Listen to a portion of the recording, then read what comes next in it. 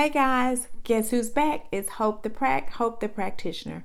Tonight we're going to be talking about a very serious subject and one that is very near and dear to my heart, and that is grief. As all of you all are probably aware, if you're in the South area, I lost my son a couple of years ago. It has been very difficult trying to recover from such a catastrophic loss. However, that's what brought me to today's video, which is grief. Grief is the proper term for how the mind processes what has happened.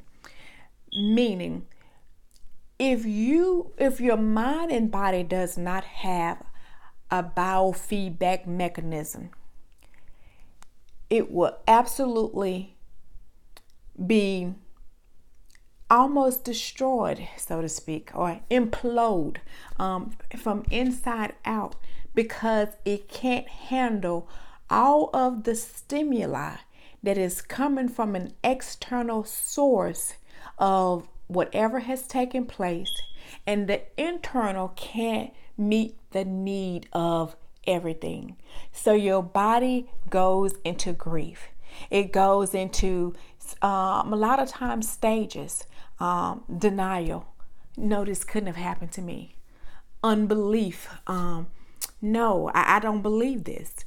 Anger. How could this have happened? How could this have happened to me? To bargaining. God, please, Lord, I'd do anything if you just turn this situation around. God, I'd do anything. Lord, whatever it is you want me to do. You have those type of stages to protect your mind from grief, because your mind can't always process everything. And here's the thing about it. Grief has 5 stages, but there are other stages too, such as shock. That's part of it.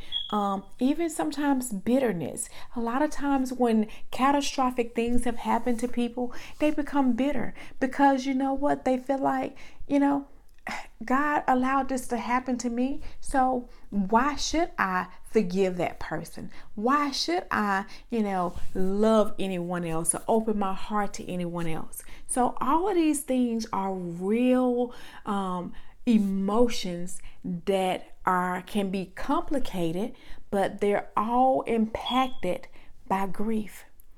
With that being the case, though, you don't have to suffer alone when you're grieving. Find a support system. Contact a counselor. A lot of times they work off of your insurance. Contact a psychiatrist. Listen, especially, it has been taboo for many years that, our African American population always had the terminology that when you went to see a psychiatrist, or shrink as they called it, that you were crazy. No, think about it from this perspective. You would go see a doctor if your toe was hurting. You go see a podiatrist. If your shoulder was hurting, you'd go see an orthopedic doctor. If you had stomach issues, you'd go see a GI specialist. Where if you have mind issues, if you're having emotional problems, if you're having any problems that is preventing you from being able to go forward, or keeping you, from being able to eat, to sleep, to process things, which are all symptoms of grief and sometimes depression, go see a psychiatrist. There's nothing wrong with it. Also, men grieve differently than we do. I always give this analogy because it's one that has always helped me. If you place a fish in a bowl of water and that fish is hurting, if the fish screams, would you know it? Would you hear it? So you have to be mindful that your husband, your man, your beau, your lover, he represents that fish. So he can be screaming out for help. And if you're not in tune to him, if you're not listening, if you're not watching, you'll never hear it. And you know what? Somebody else may actually be hearing it. That woman down the street that listens.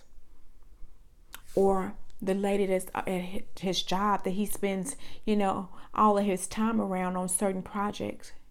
She may just listen. And before you know it, wrong relationships can be formed from it. So, I said all of this to say grief is real. Get help if you need to. It's okay to cry. It's okay to pray. It's okay to be angry. But it's never okay to be alone. Remember, somebody loves you. Somebody has been through the situation you're in. Somebody has already walked in those shoes. Just remember, you don't have to walk alone. There's somebody here to help. You heard it first from me, Hope the Prac. Peace.